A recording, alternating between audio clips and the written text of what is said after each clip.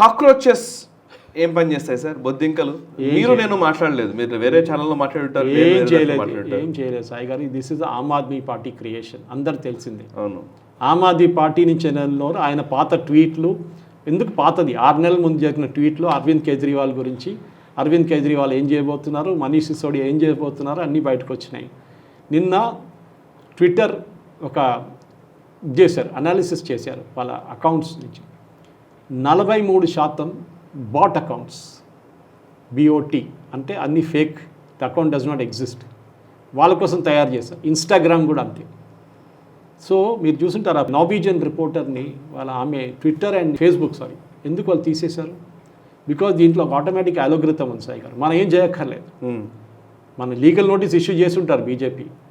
ఎందుకంటే ఈ క్రియేట్ చేసిన మనిషి, this entire cockroach campaign create చేసిన ఆయన వ్యతిరేకంగా there is an FIR lying in Maharashtra for assisting ISI of Pakistan. అవును, వచ్చింది వాళ్ళ.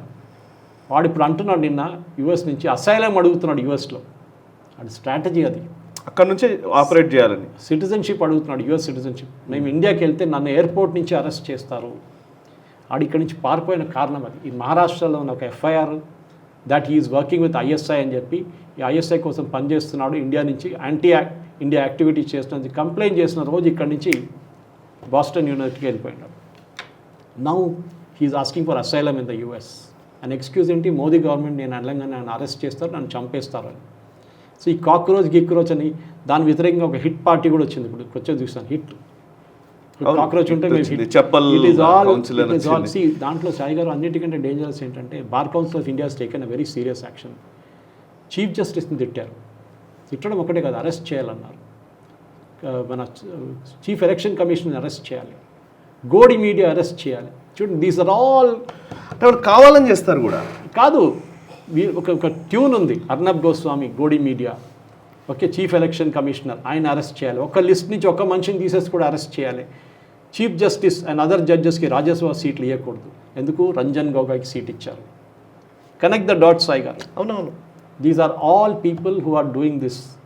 దీని వ్యతిరేకంగా మనం ఇప్పుడు ఇంత సీరియస్ నేను చెప్పాను కూడా, మొన్ననే చెప్పాను నేను.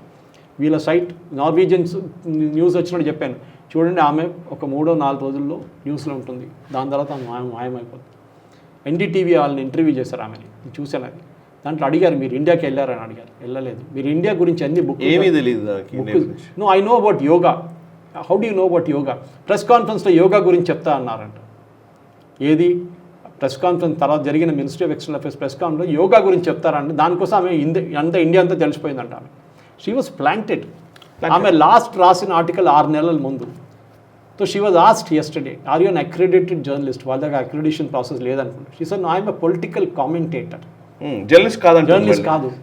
సో షీ వాజ్ జర్నలిస్ట్ అంది, తర్వాత జర్నలిస్ట్ కాదని కామెంటేటర్ అంది. దాన్ని ఆమెను ఇంటర్వ్యూ చేసిన మ్యాక్సిమం మంది పాకిస్తాన్ నుంచి. ఇప్పుడు ఈ ఇన్సిడెంట్ జరిగిన తర్వాత of course she asked for Rahul Gandhi. ఆమెకు తెలిసిపోయింది ఇది ఒక ట్రాప్.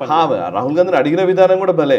అదే నేను ట్యూస్డే రోజు మా నావే టైం ప్రకారం ఫ్రీగా ఉన్నారు, మీరు ఇంటర్వ్యూ ఇవ్వండి అని అడిగింది. సో సాయి గారు, ఇది అంతా మనం సీరియస్ తీసుకోక్కర్లేదు. ఇట్లాంటివి చాలా చూసాం దీనికి. Correct. Okay, concentrate on the good work. ఇదే అడుగుతున్నారు. మోదీ గారు రివ్యూ చేసాను గురించి మనం మాట్లాడేప్పుడు ఇవి వర్క్ చేయండి. ఓకే, ఇప్పుడు కూడా నేను ఎప్పుడు కోట్ చేసే ఎగ్జాంపుల్ వందే భారత్. మన దగ్గర టెక్నాలజీ ఉండే, ఇంటగ్రల్ కోచ్ ఫ్యాక్టరీ పెరంబూర్లో, మన దగ్గర రైల్వే ట్రాక్లు ఉండే, కానీ మనం ఇంప్లిమెంట్ చేయడానికి ఒక విల్ లేదు, విజన్ లేదు. మన దగ్గర హైవే కోసం ల్యాండ్ ఉండే, అరుణాచల్ ప్రదేశ్ కానీ లదాఖ్ కానీ, మనం హైవేలు వేయలేదు. ఎందుకంటే ఏకే యాంటనీ అని మన డిఫెన్స్ మినిస్టర్ అన్నారు, అది వేస్తే పాకిస్తాన్ కోప్పడతారంట. మన దగ్గర డిమాంటేషన్ చేయడానికో లేకుంటే ఫేక్ నోట్స్ పెట్టడానికి కెపాసిటీ ఉండేది. కానీ చిదంబరం గారు పార్లమెంట్లో చెప్పారు, ఇప్పుడు కూడా వీడియో వైరల్ అవుతుంది, మనం ఏం చేయలేము, ఫేక్ నోట్స్ వస్తూనే ఉంటాయి, మనం సహించాల్సిందే. ఈ స్టేట్మెంట్ ఇచ్చింది చిదంబరం గారు. ఇట్లాంటి చాలా ఎగ్జాంపుల్స్ ఉన్నాయి సాయి గారు కోట్ చేసుకుంటే పోతే. Correct. There has been a generational shift. Modi గారు ఇప్పుడు 12 సంవత్సరాలు కంప్లీట్ చేయబోతున్నాను ఇంకొక 4-5 రోజుల్లో. జనరల్ నేను ఆయన సపోర్ట్ అన్నింటినీ మోదీ గారిని సపోర్ట్ చేయట్లేదండి. ఇప్పుడు కూడా టెంపుల్స్ కంట్రోల్ గురించి ఐఎమ్ అగేన్స్ట్ ఇట్. చాలా ఇష్యూస్ ఉన్నాయి అట్లాంటిది. కానీ మీరు ఒక జనరేషనల్ షిఫ్ట్ చూస్తున్నారు, అది చాలా ఇంపార్టెంట్. ఒక మెలోడీ చాక్లెట్ ఇచ్చి ఒక భారతదేశాన్ని ఒక బ్రాండ్ అక్కడ దాకా తీసుకెళ్ళారు. తర్వాత ఇప్పుడు తెలుస్తుంది 130 కోట్ల కంట్రీస్కి చాక్లెట్ సప్లై అవుతుందంట. ఆలోచించండి, ఇది ఇంపార్టెంట్ సాయి.